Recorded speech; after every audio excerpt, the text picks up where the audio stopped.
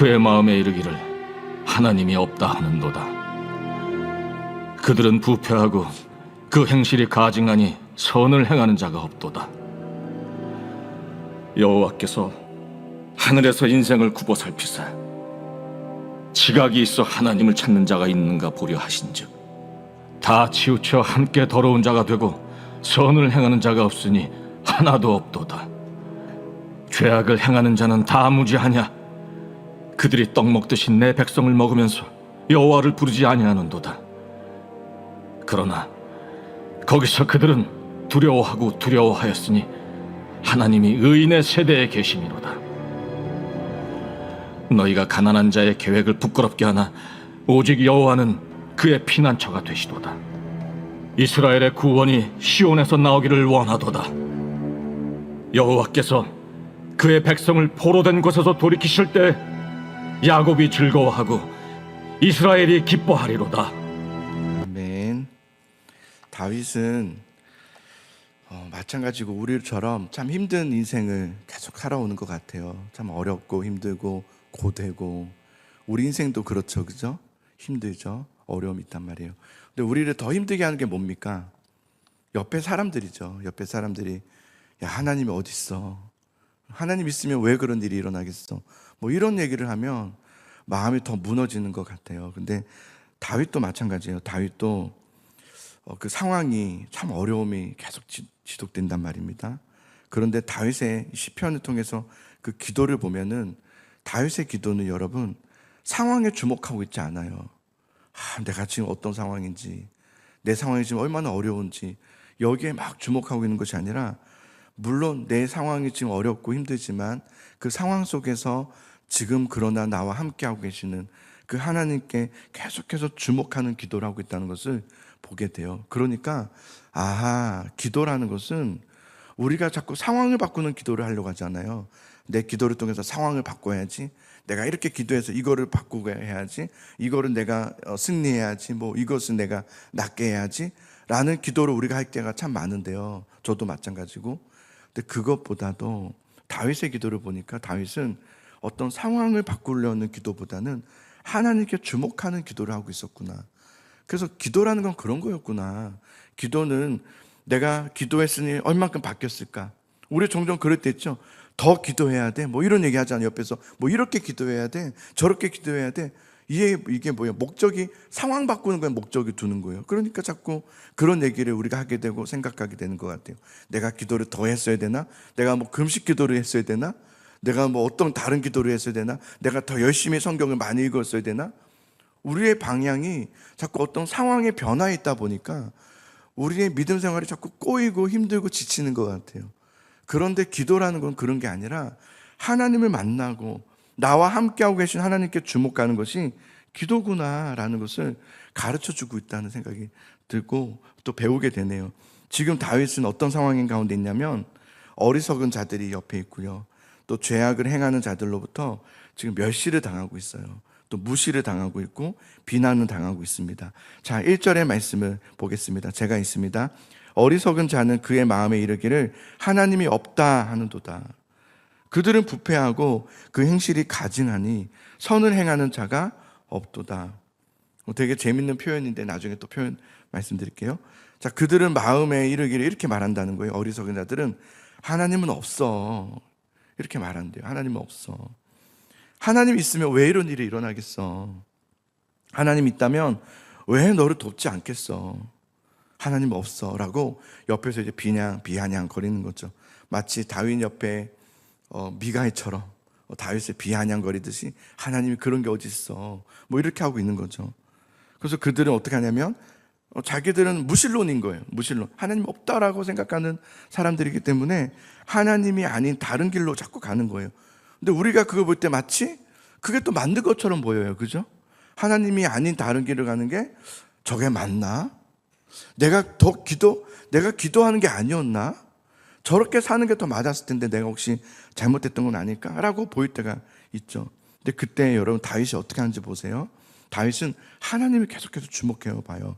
자, 2절의 말씀입니다. 자, 2절을 우리 같이 한번 읽어봅시다. 시작. 여호와께서 하늘에서 인생을 굽어 살피사 지각이 있어 하나님을 찾는 자가 있는가 보려 하신즉 그랬어요.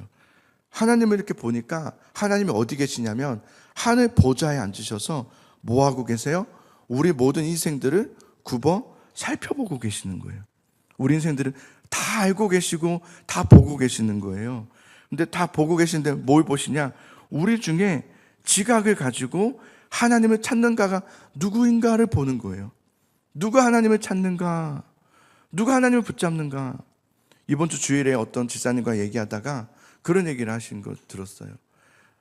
어려움이 있다고 다 하나님 찾는 건 아니더라고요. 그래서 맞아요. 어려움이 있다고 다 하나님 찾는 거 아니에요. 어떤 사람들이 그런다는 거예요. 교회는 어려운 사람들이 오는 곳이래요. 나는 어렵지 않기 때문에 안 간다고 그랬대요. 근데 보니까 사실은 어려워서 오는 거 아니거든요. 어려움이 있으면 다 교회 오는 게 아니잖아요. 하나님은 우리를 다 살펴보시면서 하나님을 찾는 자가 누구인가를 살펴보신다고 했어요. 그러면은 여러분, 그 지각을 가지고 하나님을 찾는 자가 어떤 사람인가? 이런 사람이죠. 어떤 상황 속에서도 또 넘어질 수는 있어요. 잠시 동안은 넘어질 수 있지만 다시 일어나 하나님을 인정하고 그리고 하나님을 예배하는, 그게 예배죠.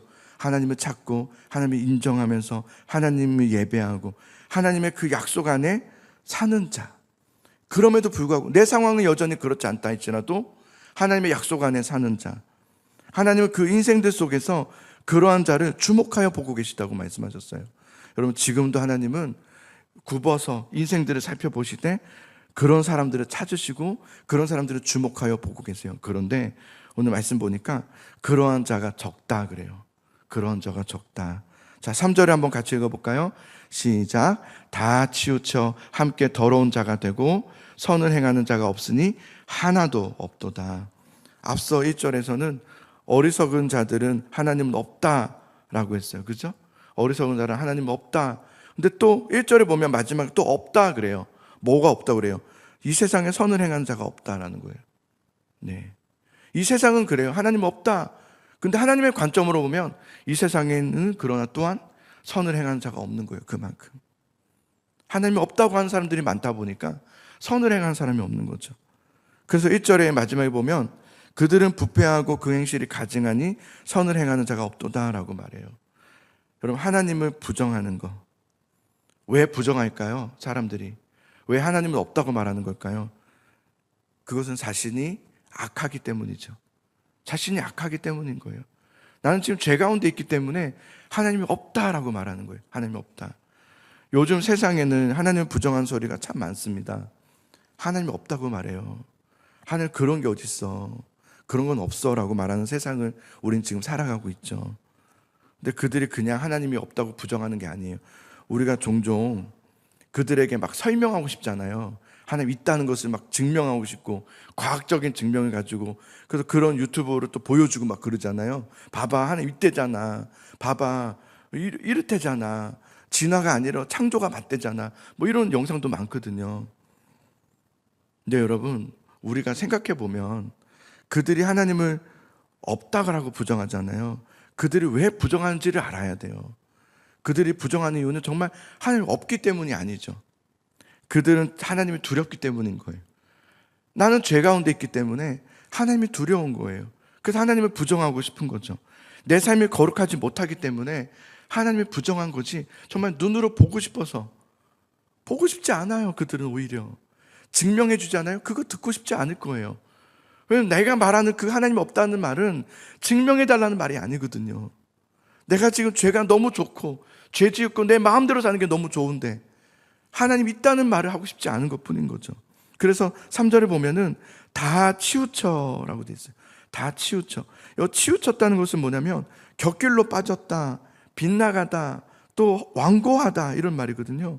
다 치우쳐서 함께 더러운 자가 되고 선을 행하는 자가 없으니 하나도 없도다. 여기 또 없다 두 번이나 말하지 않습니까?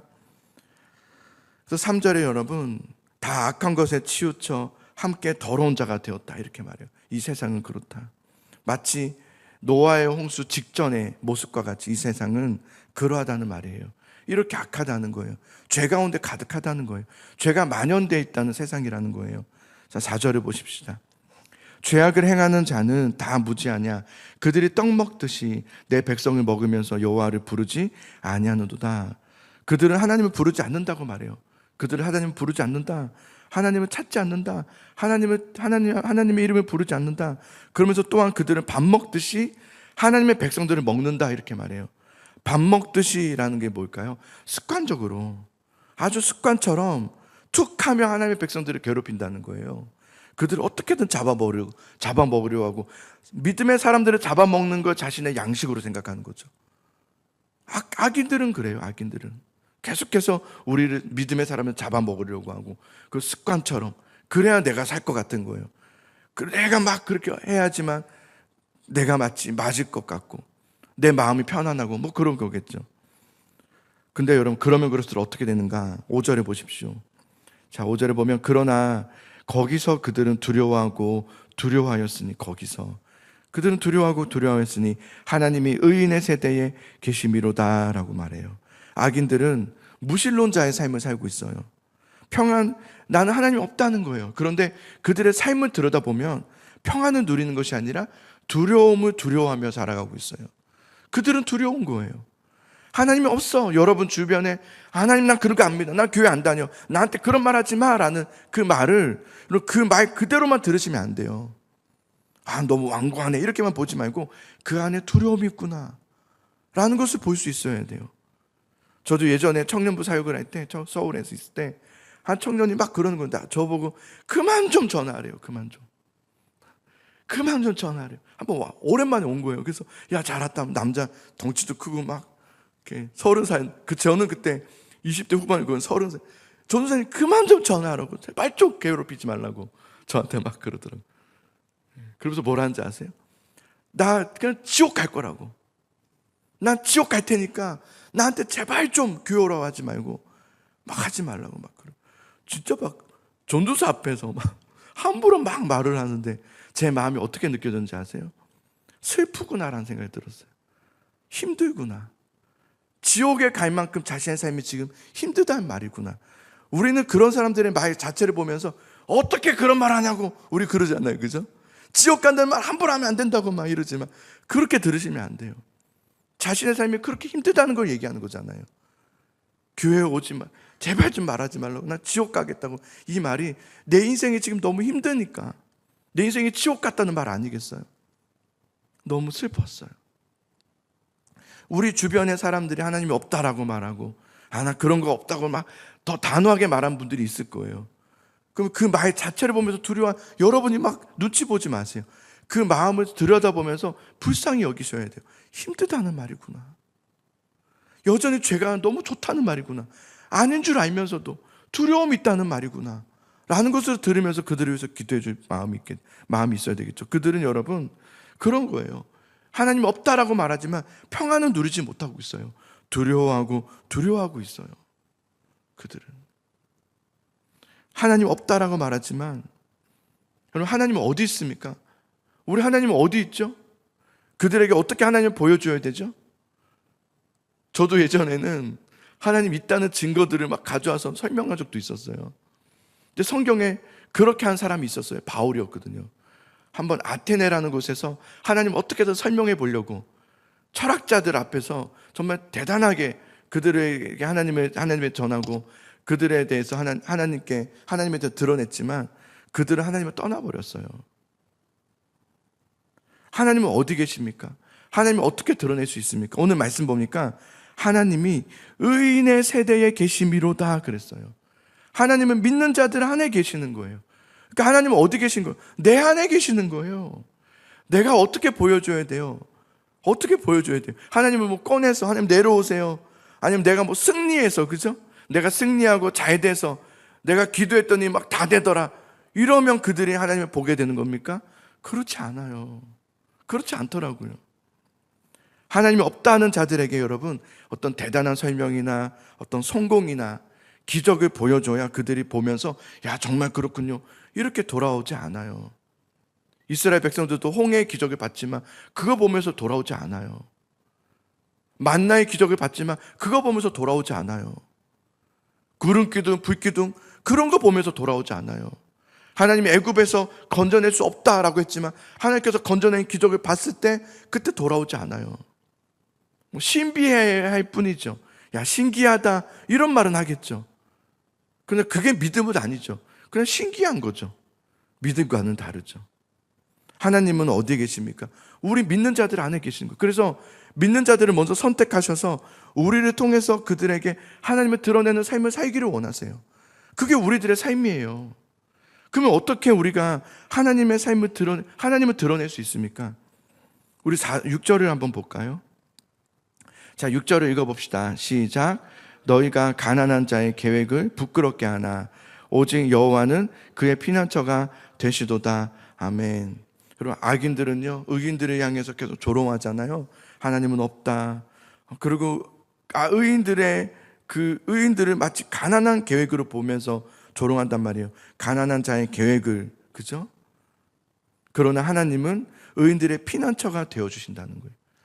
언제나 하나님이 그 의인들과 함께 하신다는 거예요. 그래서 우리가 해야 될 건 뭐예요? 우리가 해야 될 것은 내 안에 함께 계시는 그 주님을 계속해서 더 바라보는 거예요.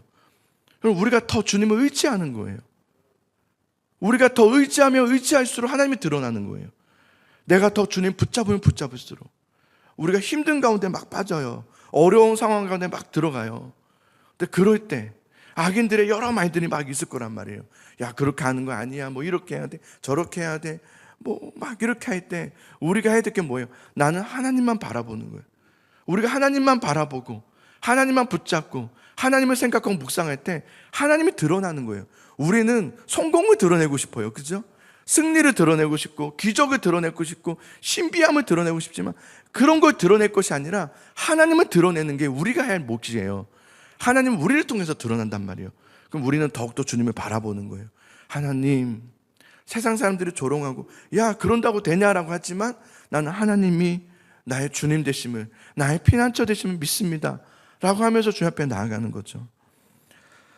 오늘 다윗 시편을 이렇게 보면 여러분, 저는 이제 내일까지가 다윗 시편이거든요. 15편까지 하고 이제 이사야로 넘어가는데, 다윗의 시편은 마치 다윗은 어떠한 신앙을 가지고 있었는지를 보여주는 신앙서와 같다는 생각이 좀 들었어요. 아, 시편이 그런 거였구나.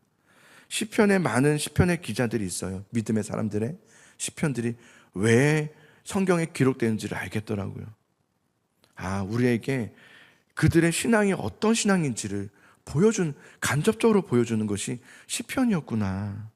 그래서 다윗의 시편을 통해서 우리는 무엇을 보게 되냐면 다윗은 지금 어디에 뿌리를 두고 있는 신앙인지를 분명하게 보여주고 있다는 생각이 들어요. 아, 그의 신앙은 이런 신앙이었구나. 어디에? 하나님께 뿌리를 두는 신앙이었구나. 성공도 아니고 승리도 아니고 기적도 아니에요. 그냥 하나님께 뿌리를 두고 있는 신앙이었던 거죠. 우리는 자꾸 그래요. 내 삶의 형편을 보면서 아직도 왜 이렇게 힘든가? 뭐 내 상황은 지금 어려운가? 또 풀렸는가?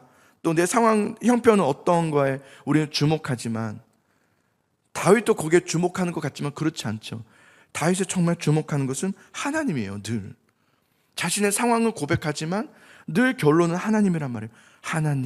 하나님께 주목하고 있는 다윗을 보게 돼요. 늘 하나님을 생각하죠. 오늘 매일 성경 제목이 뭐냐면 어리석음과 지혜로움이더라고요. 어리석음과 지혜로움 이렇게 되어 있어요. 지혜로움이 무엇일까? 결국 매일 성경 이 편집하신 분들도 지혜로움을 묵상했던 것 같아요. 지혜로움은 도대체 무엇인가? 무엇이죠? 여러분, 지혜로움이 무엇입니까? 성공이 아니에요. 승리가 아니에요. 기적을 경험하는 게 아니에요. 나의 신앙의 기초가 하나님이냐? 하나님께 기초한 신앙생활이냐? 그것이 바로 지혜였던 거예요. 예수님은 우리에게 그러셨어요. 모래 위에 지은 집을 짓는 어리석은 자가 되지 말고 반석 위에 짓는 지혜로운 자가 되라고 그랬어요. 때론 우리 인생에 바람이 불고 요즘 중국도 그렇고 전 세계가 지금 이상기온으로 인해서 그죠? 너무 마음이 아픈 일들이 일어나는 것 같아요. 그런 홍수, 그런 바람, 그런 폭풍, 그때 여러분 중요한 게 뭐예요? 얼마나 아름답게 짓느냐가 아니에요. 얼마나 화려하게 지었느냐가 아니라 어디에 그 집을 기초하여서 지었느냐가 중요한 거였죠. 사실은 우리 인생이 그런 거예요. 우리 인생은 얼마나 지금 화려하냐, 내 인생이 얼마나 편하냐, 지금 얼마나 괜찮냐, 그게 중요하지 않아요. 나의 삶의 집의 기초가 어디 있느냐예요. 예수 그리스도께 기초한 집이 될 수 있기를 간절히 소망합니다. 날마다 예수님을 바라보는 거예요. 늘 예수님을 생각하는 거예요. 내 삶의 기초가 늘 예수님이어야 돼요. 그러면 여러분 어떤 바람이 와도 넘어지지 않는 거죠. 그게 지혜로운 자더라고요. 사랑하는 성도 여러분, 지혜로운 자가 될 수 있기를 소망합니다. 하나님을 경외하고 하나님을 주야로 묵상하는 사랑하는 성도님들 될 수 있기를 간절히 소망합니다.